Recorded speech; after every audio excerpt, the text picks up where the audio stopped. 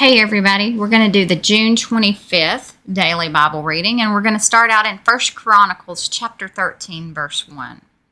I think we've gotten through most of the pieces and parts of all the names, so we're back to historical stories of the children of Israel. So, then David consulted with the captains of thousands and hundreds and with every leader. And David said to all the assembly of Israel, "If it seems good to you, and if it is of the Lord our God, let us send out to our brethren everywhere who are left in all the land of Israel, and with them to the priests and Levites, who are in their cities and their common lands, that they may gather together to us, and let us bring the ark of our God back to us. For we have not inquired at it since the days of Saul." Then all the assembly said that they would do so, for the thing was right in the eyes of all the people. The ark of our God. Not only had the ark been stolen and profaned by the Philistines, but when it was returned, Saul neglected to seek God's instruction for it.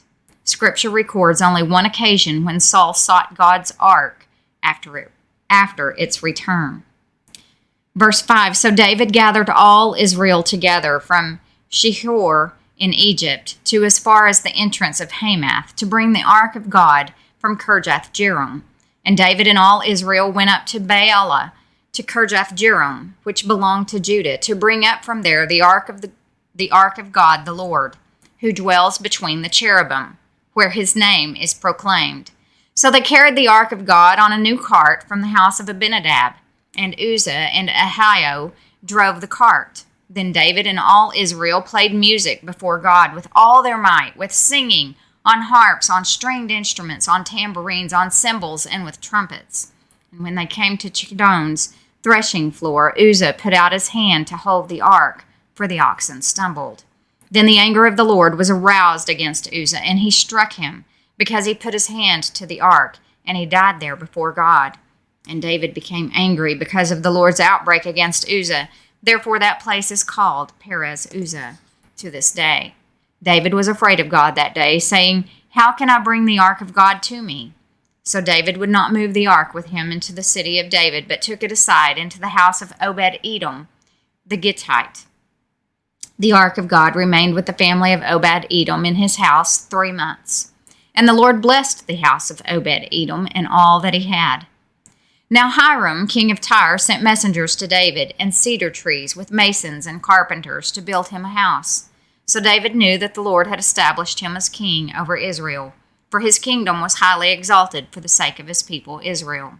Then David took more wives in Jerusalem, and David begot more sons and daughters. And these are the names of his children whom he had in Jerusalem: Shammua, Shobab, Nathan, Solomon, Ibhar, Elishua, Elpalet, Noga, Nepheg, Japhiah, Elishama, Beeliada, and Eliphalet. Now when the Philistines heard that David had been anointed king over all Israel, all the Philistines went up to search for David. And David heard of it, and went out against them. Then the Philistines went and made a raid on the valley of Rephaim. And David inquired of God, saying, "Shall I go up against the Philistines? Will you deliver them into my hand?" The Lord said to him, "Go up, for I will deliver them into your hand." So they went up to Baal Perazim, and David defeated them there. Then David said, "God has broken through my enemies by my hand, like a breakthrough of water." Therefore they called the name of that place Baal Perazim. And when they left their gods there, David gave a commandment, and they were burned with fire. Then the Philistines once again made a raid on the valley. Therefore David inquired again of God, and God said to him, "You shall not go up after them. Circle around them and come upon them in front of the mulberry trees. And it shall be, when you hear a sound of marching in the tops of the mulberry trees, then you shall go out to battle, for God has gone out before you to strike the camp of the Philistines." So David did as God commanded him, and they drove back the army of the Philistines from Gibeon as far as Gezer. Then the fame of David went out into all lands, and the Lord brought the fear of him upon all nations. The Philistines desired to ruin David before the throne was consolidated. Their plan was to kill David. But God gave him victory over the Philistines, unlike Saul, and thus declared both to the Philistines and Israel his support of Israel's new king.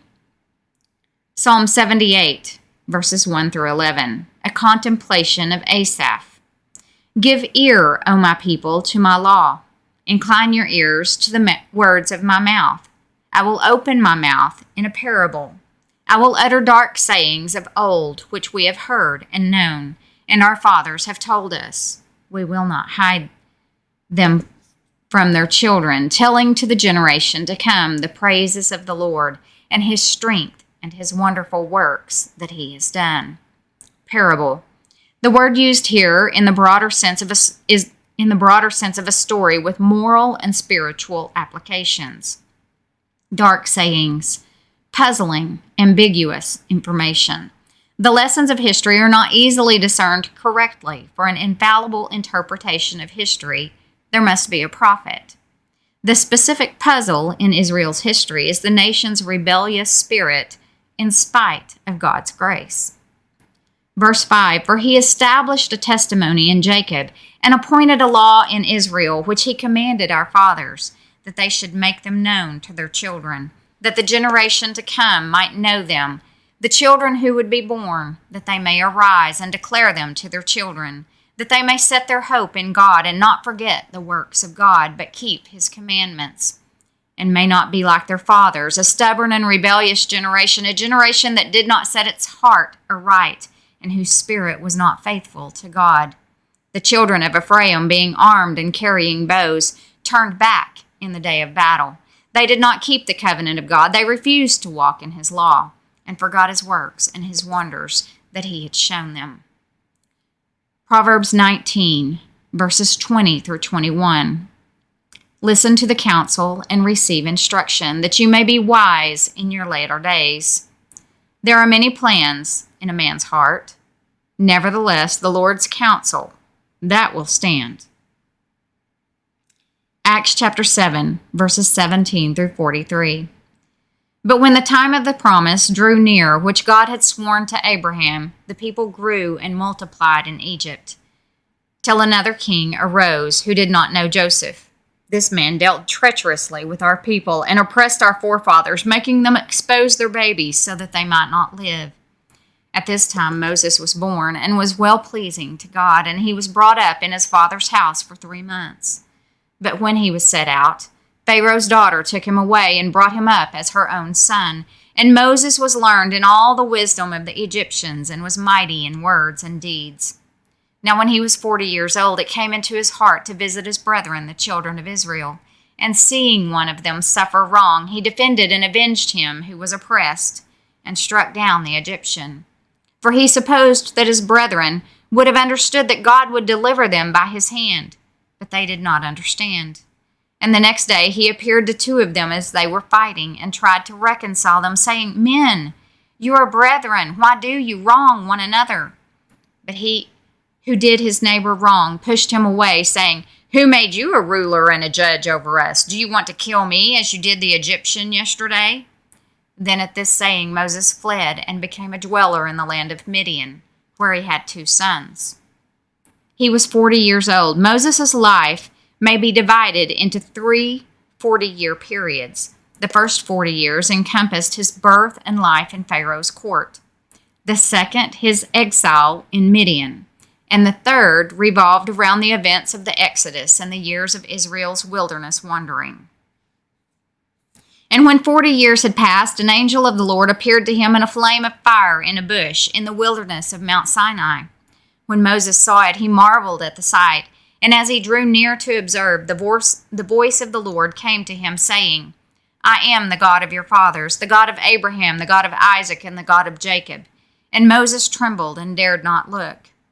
Then the Lord said to him, Take your sandals off your feet, for the place where you stand is holy ground. I have surely seen the oppression of my people who are in Egypt. I have heard their groaning and have come down to deliver them. And now come, I will send you to Egypt. This Moses, whom they rejected, saying, Who made you a ruler and a judge, is the one God sent to be a ruler, and a deliverer by the hand of the angel who appeared to him in the bush.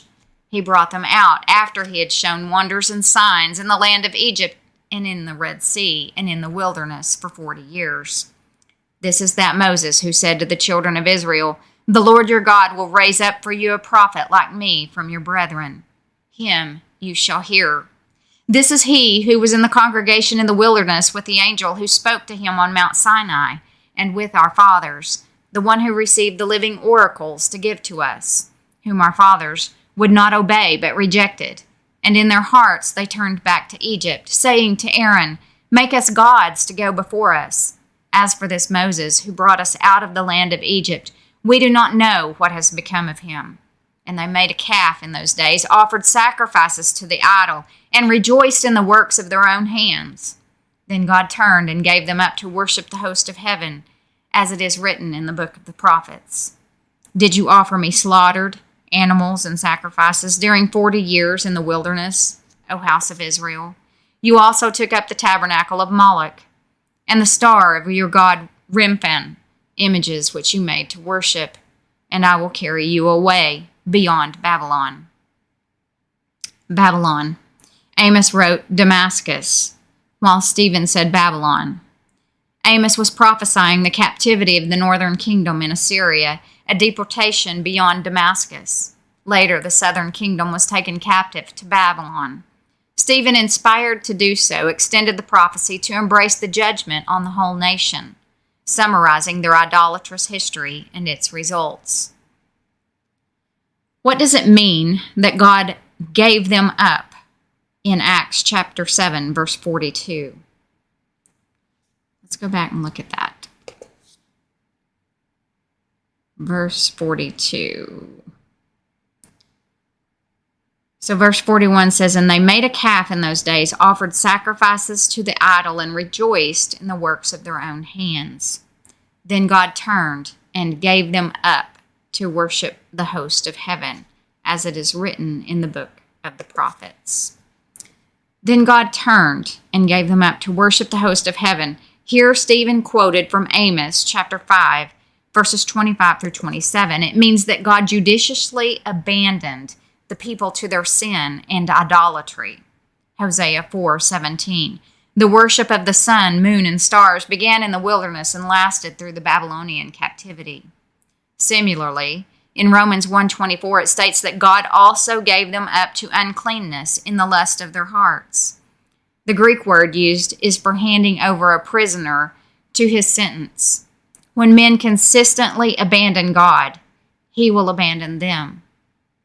He accomplishes this first, indirectly and immediately, by removing his restraint and allowing their sin to run its inevitable course.